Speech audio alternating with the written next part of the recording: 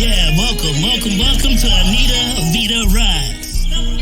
All right, everybody, welcome. It's Anita Vita Rise. Anita Vita Rise. Yeah, Anita Vita Rise. Yeah, Anita Vita Rise. Yeah, who can make it better? Anita Vita Rise. In all types of weather, Anita Vita Rise. Get you back together, Anita Vita Rise. Go send her a letter, Anita Vita Rise. Anita Vita Rise. Anita Vita Rise, yeah. Anita Vita Rise, yeah, yeah. Anita Vita Rise.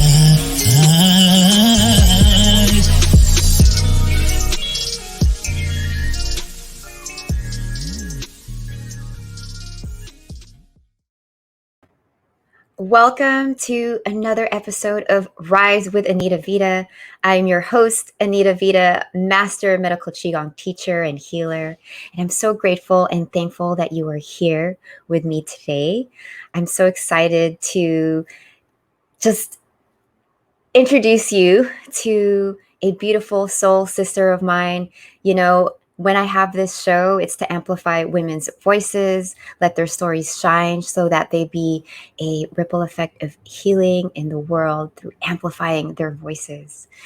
My next guest, again, is my special soul sister. She and I are in a mastermind together called The Life Minded.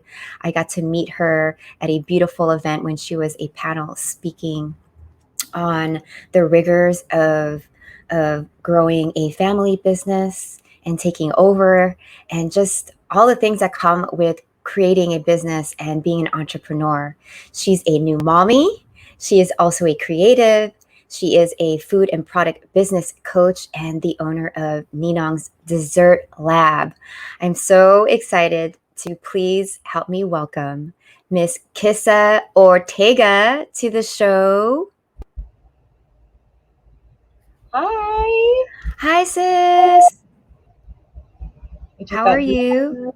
I just got goosebumps. I'm good. How are you? I am doing okay. As you know, we were talking a little bit backstage about just how awesome live shows are, because anything can happen, and I'm so grateful that you're here to just let everybody know who you are and how you shine, because you also have a live show that's going on.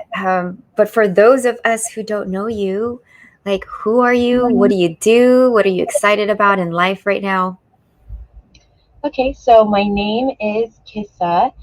I am a food entrepreneur. My family started Ninong's Pastries and Cafe, and we've recently, this past year, changed our name to Ninong's Dessert Lab. And I've started my first business at the age of 19. I've owned various businesses throughout different industries, but the highlight of my career, hands down, was running Ninong's and learning from that business so many aspects and all the different hats that you have to wear as a small business entrepreneur. And I just recently, like you said, became a mom, so trying to balance mommyhood and learning about being a parent and balancing entrepreneurship in the midst of 2020. It has been a wild ride, to say the least. But through it all, I think that's why as you mentioned, I started a coaching business for food and product entrepreneurs, because I started noticing, even before the pandemic, there was a lot of people that were experiencing burnout in whatever their career was. And a lot of people were turning to cooking and baking as a source of release and therapy. And it started becoming really prevalent that a lot of people had questions, because most of these people didn't have a culinary background. They just had a passion for cooking. And so that's how I kind of started coaching, because we were getting tons of questions on our Instagram and everything. And I just knew this is my peeps. Like, this is who I need to be serving, and these are the people that I need to help. So that's why I started my coaching business. How did you even like how did you even know to start that in the midst of everything else? Like, where did you even find the capacity to serve yourself? How were you balancing it yourself? You know, you haven't had Micah yet, and then you're doing all the things with preparing to, oh, now I'm going to coach as well, because that takes like a different level of service, right? In addition to also pivoting, well, how are you going to now get Ninong's pastries out to the masses? Like, that's a lot of organization, a lot of just hands-on stuff. Like, can you tell us a little bit about how you systematically were able to do that? Sure. Well, the process was relatively, I think it was just innate in me. I knew from the very beginning, when I first started my career in entrepreneurship, that I wanted to serve others and help others succeed. I just didn't know what that meant or how that looked like.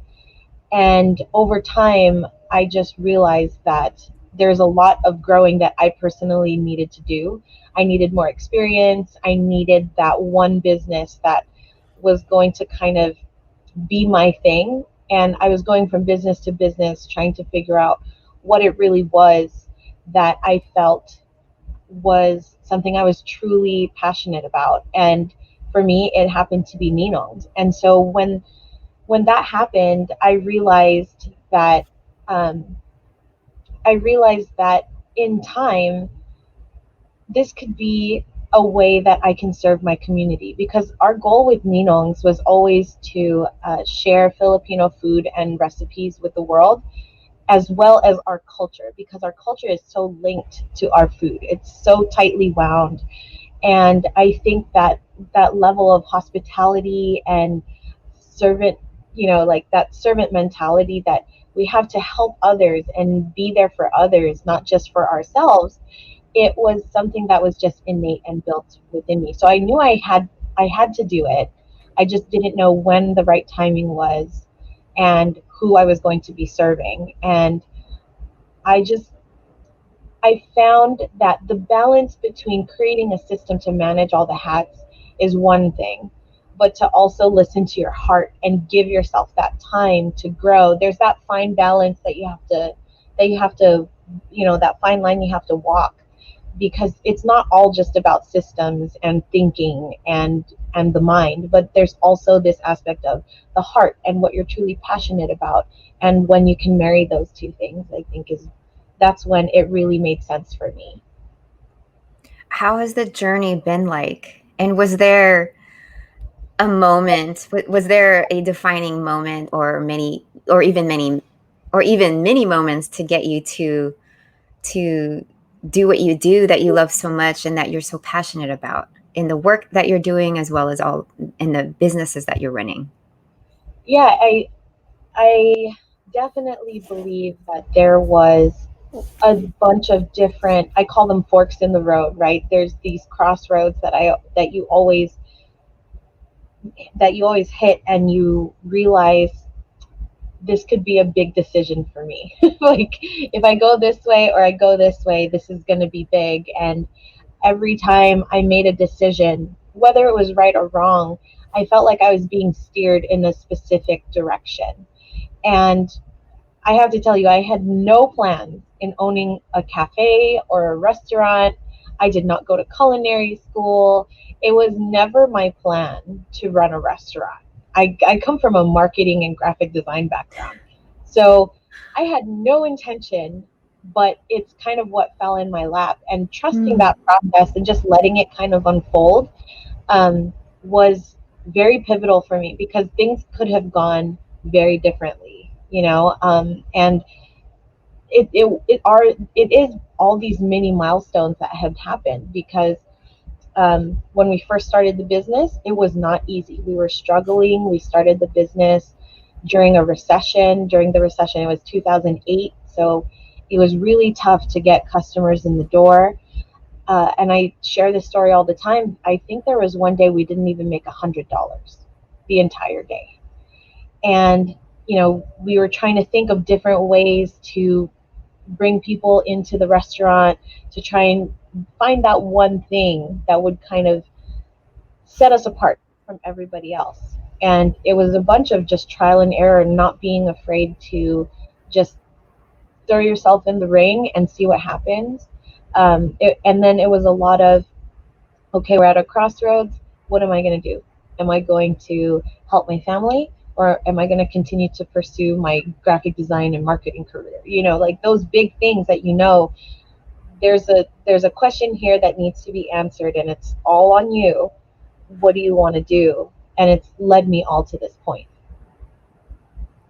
I like that you said to trust, because in getting to know you, I knew there was a lot of parts of your life that you had to trust, and that you recognize that, hey, there's this growth aspect of you too that will allow you to open your heart to make those hard decisions. Yet the forks in the road, whether you go this direction or that direction, is still a good direction. At the end of the day, it was, you're here, it led you to the right place. And I think that's important. And I relate to just being so busy and doing all the systems, yet if your heart's not in it, it could really eat you up inside, and it could be such an arduous journey and process. And when you finally move past it, like how the beauty that unfolds, the learning and the growth, right? I like that that you had mentioned in either one of your talks or the chapter that you're in Her Purposes book. Real quick, can I just... Kissa is in this chapter of our friends' books by Jen and Rose. It's 40 Principles of Asian Women Redefining Success on Their Own Terms. And I had no idea Sis was in here, right? And then I pick it up, and, her chapter is so beautiful. It's on vulnerability. And she shares at the end of that to celebrate and to revel in your accomplishments, like on your way to getting them. Because if you're such a high and peak performer, you're going to want to get to that next milestone after you complete it, right? We don't enjoy the journey, as cliche as it sounds, like enjoy the journey.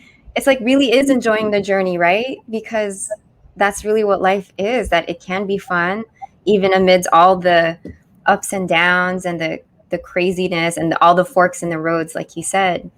And so coming up to this point now, what can you tell us about how you thrive in your life, and specifically in business, as a woman in business, as a mommy too, a mompreneur, and as just someone who is committed to growth? Oh, wow, that's a big question, but I think in this very moment, the thing that I think is key for me personally is self-love and the acceptance of your journey, and the pride that I should have for all of that.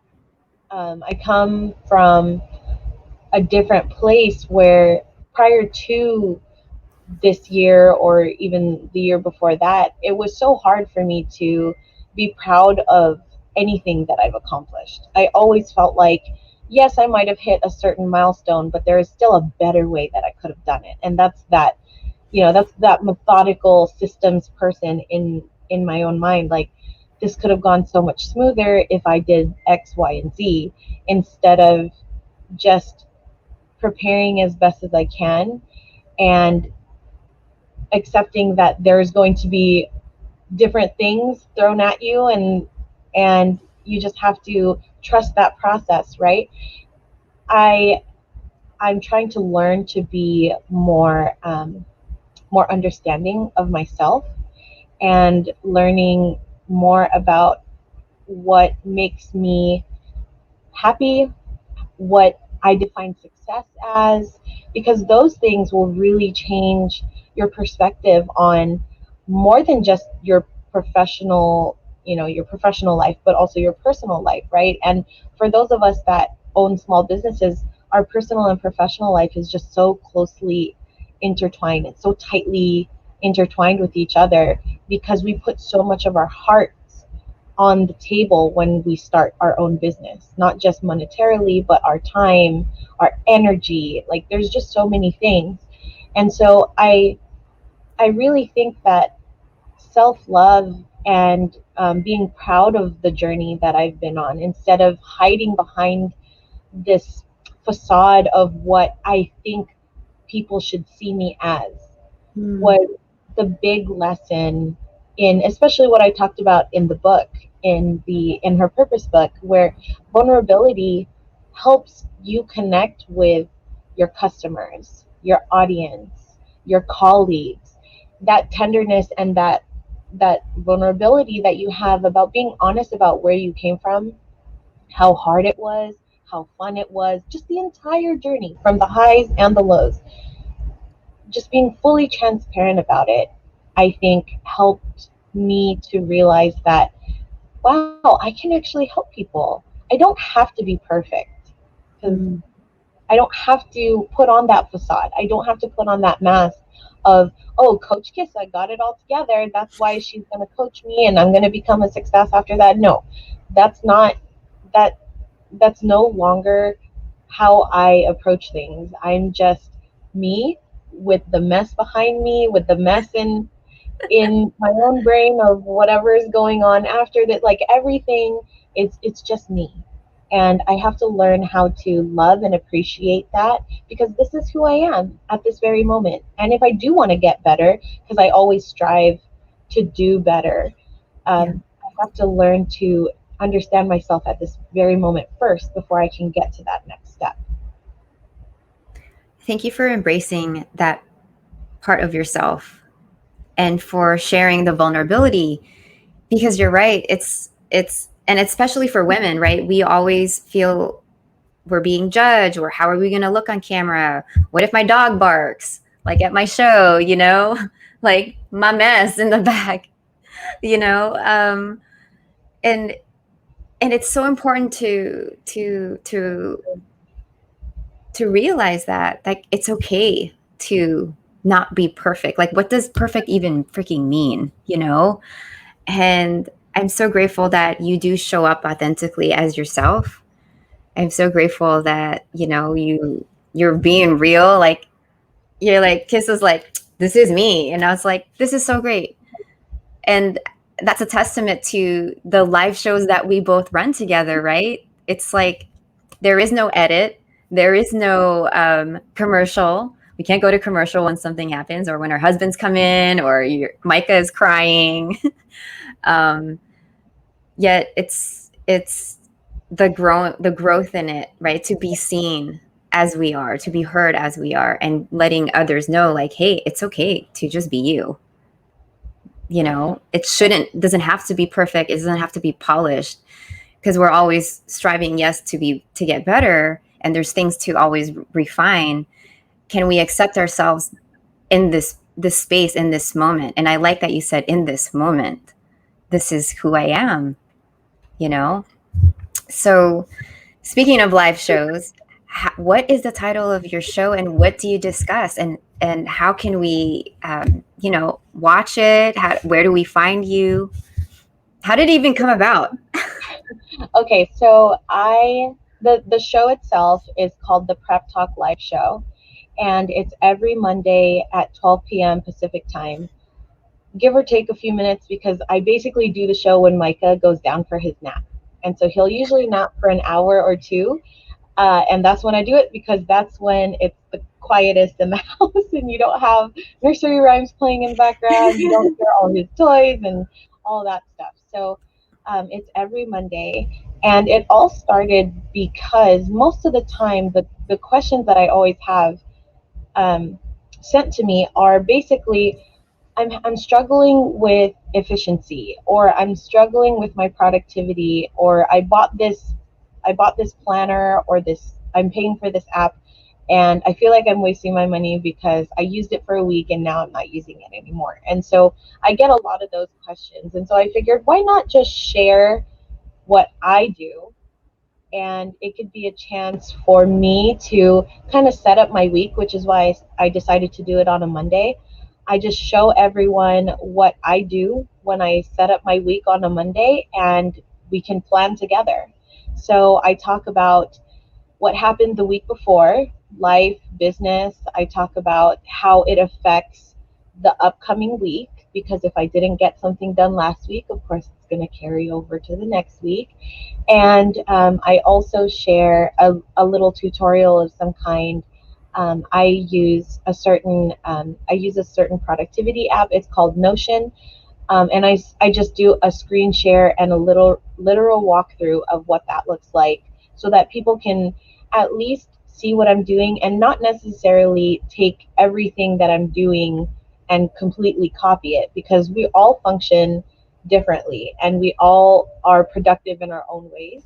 So my hope is to just help people see something that might work for them, and they can take it on their own and say, oh, that makes sense for me. I'm going to apply it to my own system. Because I think for the most part, all of us are trying to figure out how to maximize our time. Life on this earth is really short. And so that's the only thing that I want to do. I want to help people maximize their time so that they're working in their business efficiently, so that they can have time for their personal lives, for their families, or whatever it might be. Oh, there's my baby. Look at him go. Oh my gosh. Crazy how fast he grows up. Yeah. Yeah. And how beautiful for you to be like building your businesses like with him. I think that's what's so beautiful that I'm noticing with every mompreneur who's doing a live show, who's running their businesses and creating the life that they want, like by design with their baby. Because even my last guest, her son came in, with her husband, and like she's doing the live show, but she has her baby, like I think that's beautiful that that's possible. Like, and he gets to watch you through all of it, all the ups and downs, like you're modeling everything that he sees. And I think So, that that's so important to me personally, just because um, I love I love my mom, don't get me wrong, but that was something that she always wanted to shield me from. She wanted to protect me. And I think we've had a couple conversations about, the effects that the effects of our upbringing and how we're starting to realize those things now, when it might, like when it comes to, I don't know, finances or something like this, where when I was growing up, my mom was very, business minded. She was definitely an entrepreneur, and I get that from her, no doubt about it. That's where I get my entrepreneurial spirit. But at the same time, when things get hard or difficult, she wanted to protect me from those things, and she didn't want me to experience or see how hard it was for her. And I talk about that in the book, because when she got sick, that's her main thing, right? She didn't want to tell me how bad it was. I had to find out how serious her sickness was from the doctor, when she had already gone to the ER, and it was, it was already too late. And so that's something that I took away from my upbringing, where, I realized that I am not a perfect person, and I am by no means a perfect mom. And so I want Micah to know that. Like, I'm a human, I make mistakes, I'm going to do good things, I'm going to do not so good things. And I want him to understand that, like, yes, I'm your mom, and I will be there, and I want you to look up to me, and I want you to respect me, but in a way that you're involved and you understand what's going on, because it's a learning experience for him as well. And so I don't want to shield him from that. I want to make him feel involved. I want to make him feel like he is part of this family unit, and he matters, of course. wow, that is so, so powerful. And I know he's your legacy. He's a part of that. And If you were to share some words of wisdom for Micah and those watching who also feel that they're going through the same thing as you, where we put these shields or these masks up that we're not willing to be vulnerable. How do I continue to be me and be in touch with that part of myself? What would you say? That's a good question. I think I would say, I know it's scary, and it'll happen in your own time, but it's the most freeing feeling to be able to just say, this is me, like me or not, I'm doing my best. And I know I'm going to get better, but this is me. And I'm okay with that. And if I'm okay with that, you should be okay with that. Everyone should be okay with that. And like you said, with Micah, I would never want him to look at himself and not like something about himself. Because I look at him and I'm like, you're so cute and perfect. I love you so much. Like, flaws and all, I love you. I love you for fully. I love you completely. I love you with every fiber of my being. But it would break my heart if he looked in the mirror and said that he didn't like himself. It would break me. And I'm getting choked up a little bit, but if I feel that for him, how could but I do that myself. How would my mom feel if I told her that? Like, it would crush her, And so I want him to grow up in an environment where he can be himself, because everyone should be able to feel like they can be themselves and they have a safe place to be heard, someone that can listen to them. They can be honest and open and free. I just really think that if that was the environment that Micah grows up in, then at least I know that's one less thing for him to struggle with. There's going to be so many other things that are going to be thrown at him as he grows up, and that's the last thing that I want for him. I want him to be able to stand firm in his place and just say, this is who I am. I'm a loving, caring person, and this is me. Beautiful words, sister. Thank you for sharing that. Now, what do you have going on that we can support you with? How do we find you? How do we stay connected? Let us know. All the things, right? Yes, because I know you got all the things. So you can follow us, my family business, Ninong's Dessert Lab, on Instagram. We also have a Facebook page. If you search Ninong's Dessert Lab on Facebook, we have a Facebook page as well. Me personally, you can follow me on Instagram at Just Kissa, and I also have my YouTube channel. Just search Just Kissa TV, and you'll be able to find me on there. Thank you for being here, sister, and for sharing your story and sharing your light with us. I'm so happy that you were here and you got to just inspire so many other young and old, all across the board, with your story. Thank you, sis. Thank you for having me. You're welcome. There you have it. I hope that you are inspired by Kissa's story. You're inspired to also buy the book, In Her Purpose. They're in Target now, but you could also find them on Amazon.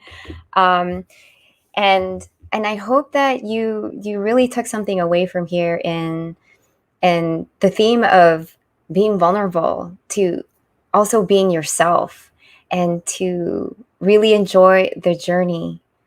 So thank you all for being here. As always, I root for your rise. I'll see you next week, everybody. Good night. Mwah. Anita Vita, rise, yeah. Anita Vita. Anita Vita, rise.